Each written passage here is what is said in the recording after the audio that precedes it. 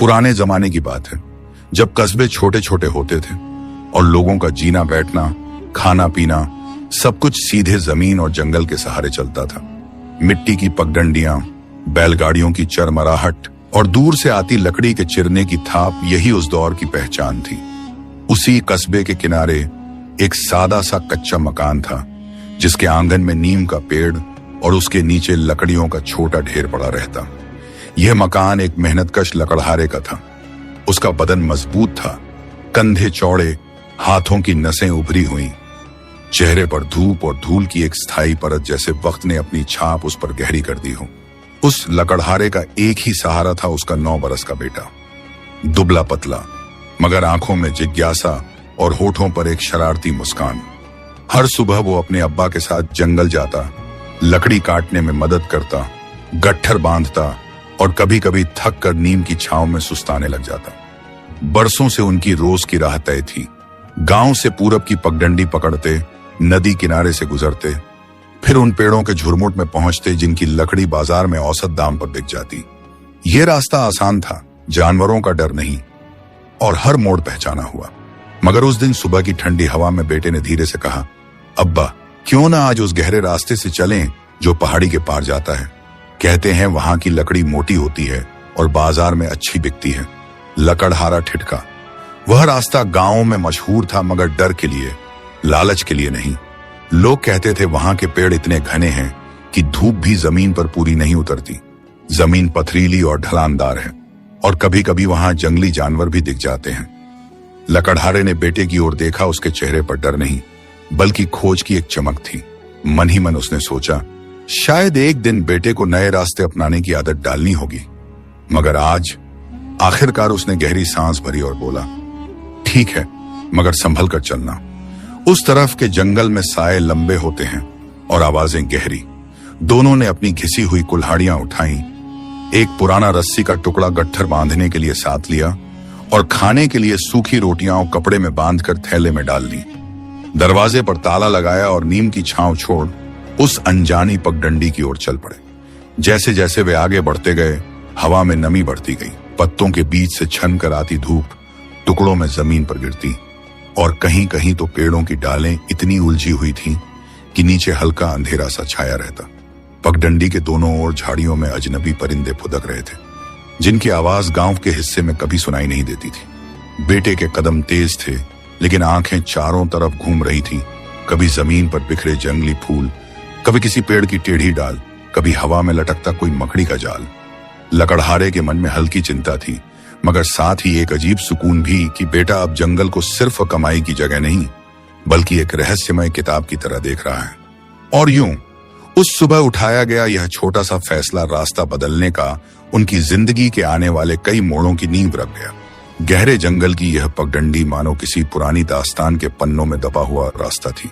यहाँ की मिट्टी गहरी, हवा में काई और गीली लकड़ी की मिली जुली खुशबू, और चारों ओर ऊंचे ऊंचे दरख्त जिनकी जड़ें जमीन को अपनी मुट्ठी में भींचे खड़ी थीं। कहीं कहीं पेड़ों की छाल पर पुराने जख्म जैसे निशान थे, जैसे कभी यहाँ कुल्हाड़ियों की खनक गूंजी हो, मगर अब बरसों से खामोशी छाई हो। लकड़हारा और उसका बेटा धीरे धीरे आगे बढ़ रहे थे। कुल्हाड़ी का वजन कंधे पर और अनजान जंगल का बोझ दिल में, दोनों का एहसास बराबर था। बेटे के नन्हे पैर कभी फिसलते, कभी कंकड़ों पर टिकते, मगर उसके चेहरे पर थकान नहीं थी। आंखों में खोज की चमक अब भी ताजा थी। अचानक एक बड़े चीड़ के पेड़ की जड़ के पास आधा मिट्टी में दबा हुआ कुछ चमकदार सा दिखाई दिया। बेटे ने उंगली से इशारा किया, अब्बा वो देखो। लकड़हारा झुककर मिट्टी हटाने लगा। कुछ ही पल में सामने आया एक पुराना मगर नक्काशीदार लकड़ी का औजार, जैसे किसी पुराने कारीगर का छोड़ा हुआ खजाना। वह कुल्हाड़ी का हत्था भी हो सकता था, या फिर बढ़ई के किसी बड़े औजार का हिस्सा। लकड़ी पर बारीक नक्काशी थी, बेलबूटे, पत्ते और बीच में एक गोल निशान जो अजीब तरह से चमक रहा था, मानो धूप उसके लिए किसी खास इरादे से उतर रही हो। लकड़हारा मुस्कुराया। पुराना है पर मजबूत, शायद किसी शिकारी या कारीगर का होगा जो बरसों पहले यहीं कहीं गुजरा होगा। मगर बेटे की नजरें उस पर टिकी रहीं। उसने धीरे से कहा, अब्बा यह साधारण नहीं है, इसे देखो कितना अलग है, जैसे किसी ने इसे सिर्फ काम के लिए नहीं बल्कि पहचान के लिए बनाया हो। लकड़हारे ने उसे हाथ में तौल कर देखा। सचमुच लकड़ी हल्की भी थी और मजबूत भी। पकड़ में आते ही कुल्हाड़ी का वजन बदल गया, जैसे उसमें नई जान आ गई हो। मगर उसने बेटे की बात को हंसी में उड़ा दिया। औजार औजार ही होता है बेटा, असली ताकत हाथ की मेहनत में है, लकड़ी के टुकड़े में नहीं। फिर भी जाने क्यों उसने उस हत्थे को अपने थैले में रख लिया और दोनों आगे बढ़ गए, यह जाने बिना कि जंगल का यह छोटा सा तोहफा उनकी किस्मत में एक बड़ा मोड़ लिखने वाला है। जंगल का रास्ता अब और गहरा हो चला था। पेड़ों की शाखें ऊपर से ऐसे जुड़ गई थीं कि धूप छोटे छोटे टुकड़ों में ही जमीन पर उतर रही थी। हवा में अब एक अलग तरह की खामोशी थी, न चिड़ियों का चहकना, न पत्तों का हल्का सा भी सरकना, जैसे पूरा जंगल अपनी सांसें रोककर किसी आने वाली घटना का इंतजार कर रहा हो। लकड़हारा अपने बेटे के साथ एक पुराने शीशम के पेड़ के पास लकड़ी काटने लगा। कुल्हाड़ी की ठक ठक गूंज अब इस सुनसान माहौल में और गहरी सुनाई देती थी।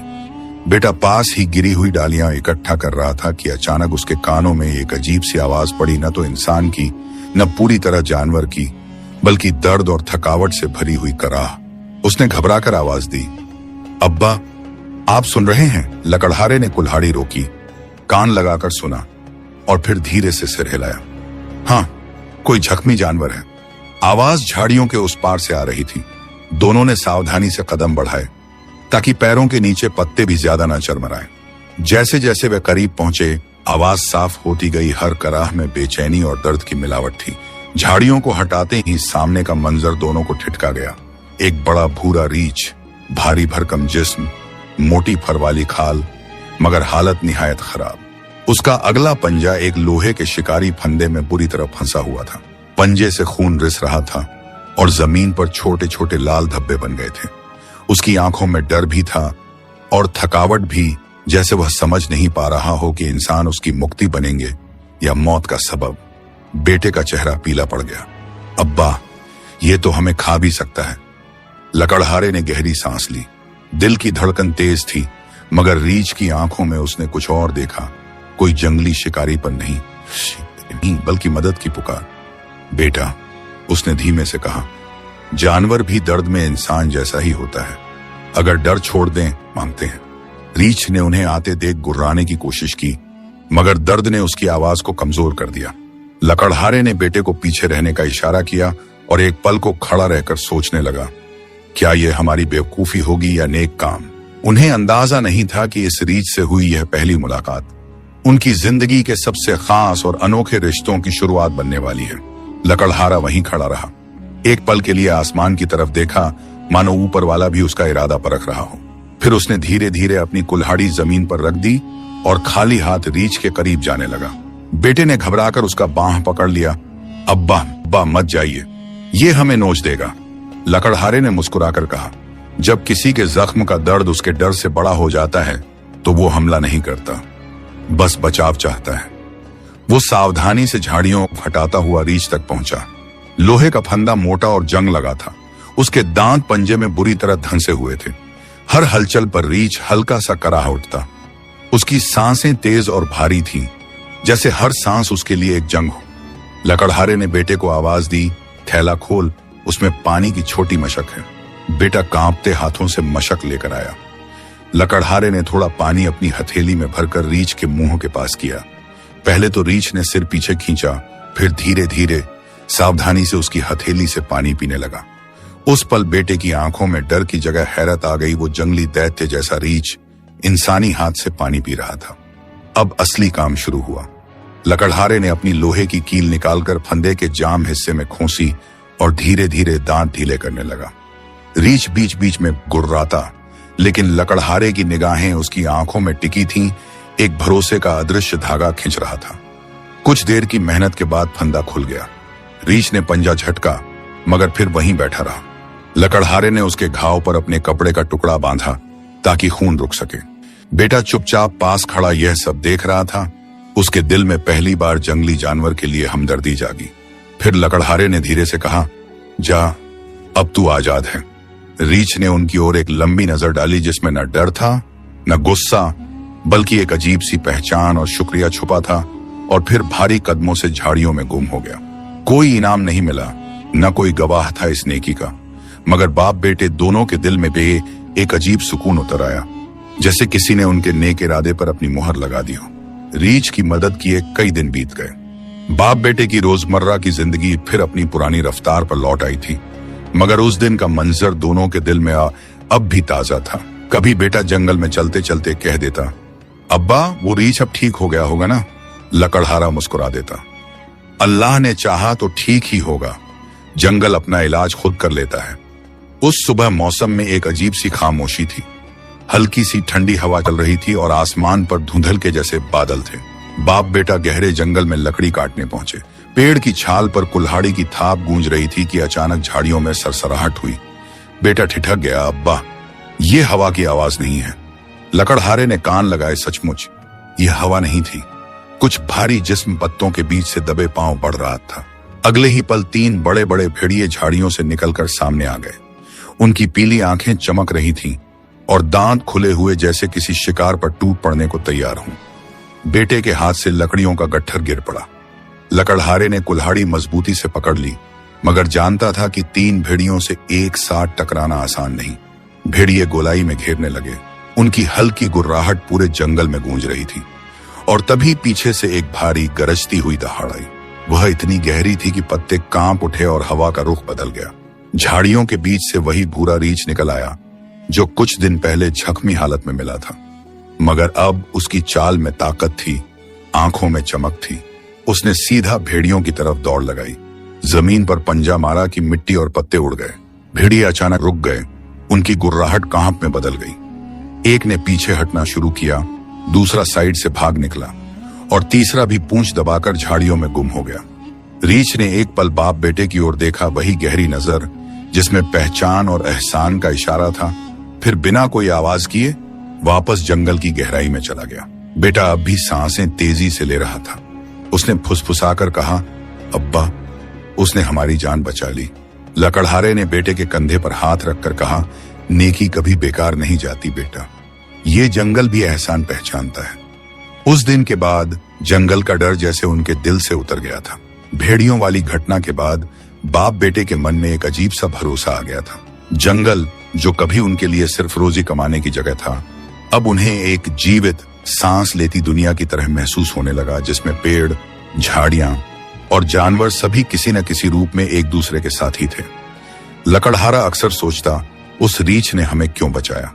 क्या उसने सचमुच हमारा एहसान याद रखा या यह बस इत्तेफाक था? मगर बेटे के लिए यह सवाल नहीं था, बल्कि यकीन था। अब्बा वो हमें पहचानता है, अगर हम फिर मिले तो हमें कुछ नहीं कहेगा। उस दिन दोनों ने तय किया कि अब वो जंगल के और भीतर जाएंगे, वहां जहां कभी जाने की हिम्मत उन्होंने नहीं की थी। पहले वो हमेशा पेड़ों की ऐसी कतारों तक रुकते थे जहां से गांव की तरफ का रास्ता नजर आता रहे, मगर आज उन्होंने उस सीमा को पार किया।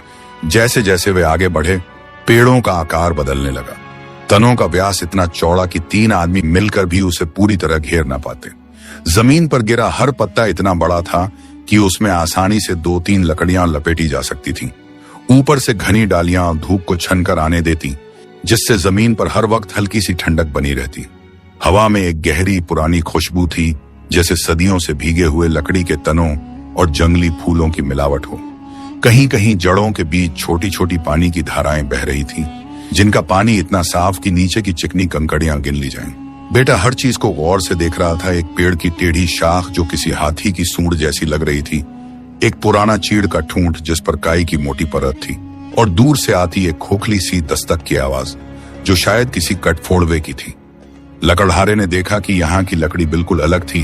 ताजा कटने पर उसकी गंध तेज और तना इतना मजबूत कि उसमें कुल्हाड़ी के घाव भी साफ सुथरे लगते।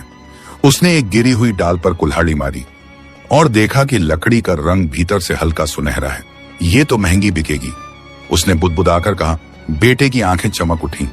अब्बा अगर हम यहाँ की लकड़ी रोज लाएं तो? लकड़हारे ने गहरी सांस ली। रोज तो नहीं बेटा, पर हाँ अब हमें डर नहीं। उस रीछ के बाद मुझे लगता है ये जंगल हमें अपना मान चुका है। उन्होंने उस दिन भरपूर लकड़ी काटी, मोटे मोटे टुकड़े जो गांव में आसानी से 3 गुना दाम पर बिक सकते थे। रास्ते में कई बार उन्हें लगा कि दूर कहीं झाड़ियों में कुछ हिल रहा है, जैसे कोई उन्हें देख रहा हो। बेटे ने धीरे से कहा, अब्बा शायद वो यहीं कहीं है। लकड़हारे ने बिना पीछे देखे मुस्कुरा दिया। होगा, और अगर है तो हमें उससे डरने की जरूरत नहीं। शाम को जब वे गट्ठर बांधकर गांव लौट रहे थे, आसमान में लालिमा घुल चुकी थी। पीछे मुड़कर देखने पर जंगल के साए और गहरे हो रहे थे, मगर अब वो साए उन्हें डराने के बजाय जैसे अपने में समेटने को तैयार थे। उस दिन से गहरे जंगल का रास्ता उनकी रोज की मेहनत का हिस्सा बन गया, और हर बार वहां पहुंचने पर उनके मन में यह एहसास और पक्का होता गया कि कुछ रिश्ते इंसान के हाथ से नहीं बल्कि उसकी नीयत से बनते हैं। गहरे जंगल की लकड़ी ने बाप बेटे की जिंदगी में जैसे एक नई हवा भर दी थी। अब गट्ठर उठाकर गांव आना उन्हें पहले जितना भारी और थकाऊ नहीं लगता था, क्योंकि पता था कि इस लकड़ी का दाम दोगुना तिगुना मिलेगा। मगर लकड़हारे के दिल में अब भी एक बात चुभती थी, लकड़ी चाहे कितनी भी अच्छी हो, उसे बेचने पर कमाई बस उतनी ही रहती थी जितनी तौल और वजन के हिसाब से तय हो। एक दिन जब वे शाम को गट्ठर उतारकर नीम के पेड़ के नीचे बैठकर रोटियां खा रहे थे, बेटा चुपचाप लकड़ी के एक टुकड़े पर चाकू से कुछ उकेरने लगा। लकड़हारे ने गौर किया तो देखा कि उस छोटे से टुकड़े पर उसने एक पंछी की आकृति बना दी थी, साधारण मगर साफ, सीधी रेखाओं और बारीक घुमाव के साथ। लकड़हारे ने हंसकर कहा, क्या करेगा इन नक्काशियों का? लकड़ी तो जलने या बिकने के लिए है बेटा। बेटा मुस्कुराया, अब्बा अगर हम लकड़ी को सिर्फ जलाने के बजाय पैकी उससे कुछ बनाने लगें, खिलौने, चम्मच, कटोरे, तो लोग ज्यादा दाम देंगे। गांव में ऐसे सामान की कमी है। लकड़हारा पहले तो चुप हो गया। उसने जिंदगी भर लकड़ी को बस गट्ठर के रूप में ही बेचा था। काटना, बांधना, तौलना, यही उसका काम था। लेकिन बेटे की बात उसके दिल में उतर गई। ये काम आसान नहीं बेटा, समय भी लगेगा, हुनर भी चाहिए। बेटा झट से बोला, हुनर तो हम सीख सकते हैं, आप काटो, मैं बनाऊंगा। पहले थोड़े से सामान बनाएंगे, फिर देखेंगे लोग पसंद करते हैं या नहीं। अगले दिन उन्होंने गहरे जंगल से न सिर्फ मोटी लकड़ी काटी, बल्कि ऐसे टुकड़े भी चुने जो आकार में छोटे और चिकने हों, ताकि उन पर काम करना आसान हो। शाम को घर लौटकर लकड़हारे ने अपनी पुरानी छेनी, हथौड़ी और रंदा निकाले। औजार जो उसने कभी अपने बाप से पाए थे, लेकिन सालों से कोने में पड़े थे। दिन ढलते ही नीम के नीचे उनका छोटा सा कारखाना शुरू हो गया। लकड़हारा बड़े टुकड़ों को काट कर आकार देता और बेटा उन पर नक्काशी करता, किनारे चिकने करता और कभी कभी रंग भी भर देता। उनके हाथों में लकड़ी का कच्चा टुकड़ा धीरे धीरे एक खिलौने की शक्ल लेने लगता, घोड़ा, कबूतर या फिर छोटी कटोरी। गांव के कुछ बच्चे वहां रुककर देखने लगे। उनमें से एक ने खिलौना उठाकर कहा, अम्मी को यह पसंद आएगा। लकड़हारे ने बेटे की तरफ और देखा, उसकी आंखों में चमक थी, जैसे उसने कोई नया खजाना खोज लिया हो। ठीक है, उसने कहा, हम ये कोशिश करेंगे। अगर अल्लाह ने चाहा तो ये लकड़ी हमें सिर्फ जलाने का नहीं, कमाने का भी नया तरीका देगी। और इस तरह नीम के पेड़ के नीचे एक नई कहानी शुरू हुई, जिसमें कुल्हाड़ी के साथ अब छेनी और हथौड़ी की आवाज भी शामिल हो गई। नीम के पेड़ के नीचे शुरू हुआ उनका छोटा सा कारखाना अब रोज शाम को सजीव हो उठता था। दिन भर जंगल में लकड़ी काटना, गहरे हिस्सों से मोटे मोटे टुकड़े लाना और फिर शाम ढलते तक उन पर बैठकर काम करना, यही उनकी नई दिनचर्या बन गई थी। लकड़हारा कुल्हाड़ी और आरी से टुकड़े तैयार करता, किनारों को सीधा करता, जबकि बेटा अपनी छोटी छेनी से आकृतियां उकेरता, पंछी, घोड़े, नावें और कभी कभी छोटे कटोरे व चम्मच। वह लकड़ी पर हाथ फेर कर देखता कि कहीं छिलके का कोई टुकड़ा उभरा न रह जाए, ताकि जो भी उसे हाथ में ले उसे चिकनाई और मजबूती का एहसास हो। कुछ ही हफ्तों में उनके पास लगभग दर्जन भर खिलौने, आधा दर्जन कटोरियां और कुछ लकड़ी के चम्मच जमा हो गए। बेटा बड़े गर्व से उन्हें कपड़े में लपेटकर अगले शुक्रवार के हाट में बेचने ले जाने की तैयारी करने लगा। हाट का दिन आया। गांव और आसपास के बस्तियों के लोग खुले मैदान में जुटे थे। रंग बिरंगे कपड़ों, मसालों, अनाज और लोहे के औजारों की दुकानों के बीच उन्होंने एक कोने में चटाई बिछाई और अपने लकड़ी के सामान को सजा दिया। बेटा राहगीरों की ओर उम्मीद से देखता, कोई ठहरेगा, कोई उठाकर देखेगा और शायद खरीदेगा भी। कुछ लोग आए, सामान हाथ में लिया, पलटा पलटी की, फिर सिर हिलाकर आगे बढ़ गए। एक बूढ़ा आदमी हंसते हुए बोला, अरे लकड़हारा कारीगर बन गया, लकड़ी बेचो, ये खिलौनों का काम छोड़ दो। एक और औरत ने कटोरी उठाकर तौलते हुए कहा, ये तो महंगी है, बाजार में इससे बड़ी सस्ती मिल जाती है। पूरा दिन बीत गया और शाम तक सिर्फ 2 चम्मच बिके, वो भी कम दाम पर। बेटा थका हुआ चुपचाप सामान समेटने लगा। आंखों में नमी थी, मगर वो उसे निगल गया। घर लौटते वक्त रास्ते भर उसने कुछ नहीं कहा। नीम के नीचे गट्ठर उतारते हुए लकड़हारे ने धीरे से कहा, बेटा, मेहनत का फल हमेशा तुरंत नहीं मिलता। बाजार में लोग नई चीज को अपनाने में वक्त लगाते हैं। बेटे ने धीरे से पूछा, तो अब्बा, क्या हम ये काम छोड़ देंगे? लकड़हारे ने मुस्कुराकर सिर हिलाया, नहीं, हम सिर्फ एक कोशिश से हारने वाले नहीं। अगले हफ्ते हम अपने डिजाइन बदलेंगे, चीजें ऐसी बनाएंगे जो किसी और के पास न हो, और अगर अल्लाह ने चाहा तो लोग खुद आकर पूछेंगे। उस रात दोनों देर तक नीम के नीचे बैठे रहे, पुराने औजारों को संभालते और नए डिजाइन की बातें करते हुए, जैसे किसी टूटी हुई नाव के बाद वो फिर से नया पतवार गढ़ रहे हों। अगले कुछ दिनों तक नीम के पेड़ के नीचे का माहौल पहले से भी ज्यादा जीवंत हो गया। लकड़हारा और बेटा अब सिर्फ काम नहीं कर रहे थे, बल्कि हर टुकड़े में सोच और जुगत भी लगा रहे थे। लकड़ी का आकार, वजन, चमक, सब पर चर्चा होती। बेटा कभी कहता, अब्बा, इस घोड़े की अयाल को जरा उभरा हुआ बनाते हैं ताकि असली लगे। तो लकड़हारा जवाब देता, ठीक है, मगर यहां से थोड़ी पतली कर देना ताकि बच्चों के हाथ में भारी ना लगे। दिन में जंगल से लौटते समय वो अब सिर्फ लकड़ी काटकर नहीं लाते थे, बल्कि ऐसी डालियां भी चुनते जिनमें पहले से कोई प्राकृतिक मोड़ या सुंदर गांठ हो, जिससे सामान को एक अलग पहचान दी जा सके। एक शाम जब वे ऐसे ही काम में मशगूल थे, गांव के स्कूल का मास्टर साहब वहां आ निकले। सफेद कुर्ता पाजामा, आंखों पर मोटा चश्मा और हाथ में पुराना रजिस्टर। उन्होंने चटाई पर सजे कटोरों और पट्टियों को गौर से देखा, फिर बेटे से पूछा, ये तुमने बनाए हैं? बेटे ने झिझकते हुए कहा, जी, मैं और अब्बा मिलकर बनाते हैं। मास्टर साहब ने एक लकड़ी की पट्टी हाथ में ली। उसकी सतह चिकनी थी, किनारे गोलाई में घिसे हुए और बीच में हल्का सा डिजाइन। हमारे स्कूल में बच्चों के लिए लिखने की पट्टियां और पढ़ने के लिए छोटी छोटी तख्तियां चाहिए। बाजार से लाते हैं तो जल्दी टूट जाती हैं। अगर तुम लोग बना दो तो? लकड़हारा सीधा बैठ गया, बिल्कुल बनाएंगे मास्टर जी, जितनी मजबूत चाहें उतनी बना देंगे। मास्टर साहब ने रजिस्टर खोला और लिखा, पहले 20 तख्तियां और 10 पट्टियां बनाओ, अगले महीने जरूरत हो तो और मंगवा लेंगे। बेटे की आंखों में चमक भर आई। ये कोई बड़ी कमाई वाला सौदा नहीं था, मगर यह पहला मौका था जब किसी ने खुद आकर उनका काम मांगा था। उस रात दोनों देर तक बैठे रहे, लकड़ी के टुकड़े नापते, किनारों को चिन्हित करते और डिजाइन तय करते। लकड़हारे ने बेटे से कहा, देख बेटा, ये सिर्फ सामान का ऑर्डर नहीं है, ये भरोसे का ऑर्डर है। अगले 10 दिन तक उन्होंने दिन रात मिलकर काम किया। लकड़ी को पहले धूप में सुखाया, फिर रंदे से घिसा, छेनी से किनारे ठीक किए और आखिर में हल्की पॉलिश लगाई ताकि बच्चे आसानी से लिख पढ़ सकें। हर तख्ती पर लकड़हारे ने नीचे की ओर एक छोटा सा निशान बनाया, उनके गांव का नाम, ताकि देखने वाला पहचान सके। जब मास्टर साहब तख्तियां लेने आए, उन्होंने एक एक को हाथ में तौला, सतह पर हाथ फेरा और सिर हिलाकर कहा, मजबूत हैं, बच्चों के लिए बिल्कुल ठीक। उन्होंने तयशुदा पैसे दिए और जाते जाते कहा, अगले महीने फिर आऊंगा। बेटे ने पैसों की गड्डी हाथ में ली और उसकी पकड़ में जैसे आत्मविश्वास का वजन आ गया। लकड़हारे ने उसकी पीठ थपथपाई। देखा बेटा, मेहनत का असर आना शुरू हो गया, धीरे धीरे ही सही, मगर हम सही रास्ते पर हैं। उस दिन शाम को नीम के नीचे बैठकर उन्होंने पहली बार बिना चिंता के रोटियां खाईं। उनके चेहरे पर मुस्कान थी और दिल में ये एहसास कि छोटा कदम भी बड़ी मंजिल की तरफ ले जाता है। गांव के स्कूल का ऑर्डर पूरा होने के बाद बाप बेटे की रोजमर्रा की जिंदगी में एक नई रोशनी आ गई थी। अब वो सिर्फ लकड़ी काटने वाले नहीं, बल्कि कारीगर भी कहलाने लगे थे। मास्टर साहब का दिया छोटा सा काम जैसे उनके हुनर का पहला इम्तिहान था, जिसे उन्होंने ईमानदारी और मेहनत से पास किया। एक शाम जब वे नीम के पेड़ के नीचे अगले हफ्ते के लिए नए सामान का काम शुरू करने वाले थे, गांव के चौधरी साहब आ पहुंचे। साथ में 2-3 आदमी और थे।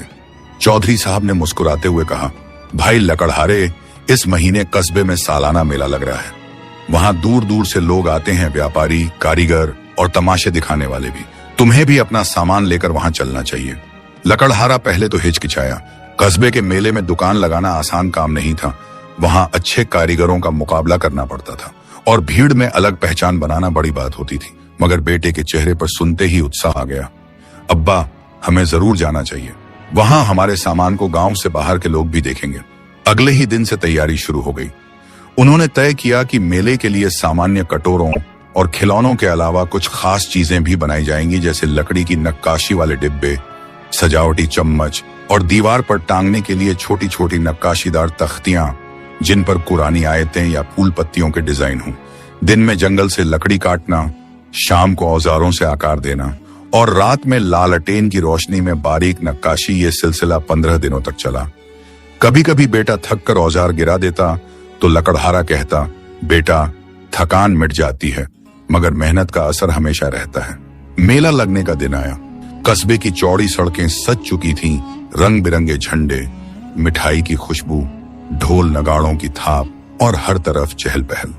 बाप बेटे ने एक कोने में अपनी चटाई बिछाई, सामान सजा दिया और ऊपर एक छोटा सा लकड़ी का बोर्ड रखा जिस पर लिखा था, गांव के कारीगर हाथ का काम, दिल से। शुरू में कुछ लोग आए, देखे और आगे बढ़ गए। लकड़हारे के दिल में वही पुराना डर लौटने लगा जैसे हाट के पहले दिन महसूस हुआ था। मगर इस बार बेटा हार मानने को तैयार नहीं था। वह हर आने वाले से मुस्कुराकर बातें करता, सामान के बारे में बताता और दिखाता कि कैसे लकड़ी को चिकना करके बच्चों के लिए सुरक्षित बनाया गया है। दोपहर होते होते एक सज्जन वहां ठहरे, कस्बे के व्यापारी जो दूर दराज के गांवों में सामान बेचते थे। उन्होंने नक्काशीदार डिब्बा उठाया, हाथ में तौला, फिर कटोरों और खिलौनों को गौर से देखा। ये काम कहाँ होता है, उन्होंने पूछा। लकड़हारे ने सीधी बात कही, साहब ये हमारा ही हाथ का काम है। लकड़ी हम खुद जंगल से लाते हैं, खुद काटते हैं और खुद ही आकार देते हैं। व्यापारी ने धीमे से सिर हिलाया, मजबूत भी है और सुंदर भी। अगर मैं हर महीने तुम्हें ऐसा सामान मंगवाऊं तो तुम बना सकोगे? लकड़हारे ने बेटे की तरफ देखा। बेटे की आंखों में जैसे जवाब पहले से लिखा था। हाँ साहब, लकड़हारे ने कहा, हम मेहनत करेंगे मगर आपका भरोसा टूटने नहीं देंगे। व्यापारी ने वहीं कुछ सामान खरीद लिया और अगले महीने के लिए ऑर्डर भी लिख दिया। साथ ही उन्होंने थोड़े पैसे एडवांस दिए ताकि काम सुचारू चले। मेला खत्म होते होते उनका आधा से ज्यादा सामान बिक चुका था। बेटा थका हुआ था मगर उसके चेहरे पर चमक थी जैसे उसकी मेहनत को आज असली पहचान मिल गई हो। घर लौटते समय उसने कहा, अब्बा लगता है अब हमारी नाव ने सही रुख पकड़ लिया है। लकड़हारे ने आसमान की तरफ देखा। हाँ बेटा, और ये रुख मेहनत और भरोसे की हवा से ही चलेगा। कस्बे के मेले से लौटने के बाद बाप बेटे की जिंदगी में जैसे एक नया मौसम उतर आया था। अब सुबह का उजाला उन्हें सिर्फ मेहनत की थकान के लिए नहीं बल्कि नए काम की उम्मीद के लिए जगाता था। व्यापारी का ऑर्डर मिलना किसी वरदान से कम न था। हर महीने तय काम, तय पैसे और सबसे बड़ी बात, उनका हुनर गांव से बाहर तक पहुंचने लगा था। गांव के लोग जो कभी तंज कसते थे, लकड़हारा कारीगर बन रहा है, अब खुद उनके पास आकर कहते, भाई मेरे घर के लिए भी 2-4 नक्काशीदार तख्तियां बना दो, या बेटा बच्चों के लिए एक जोड़ी खिलौने ले आना। नीम के पेड़ के नीचे अब पहले जैसी सन्नाटे वाली शामें नहीं होती थी। वहां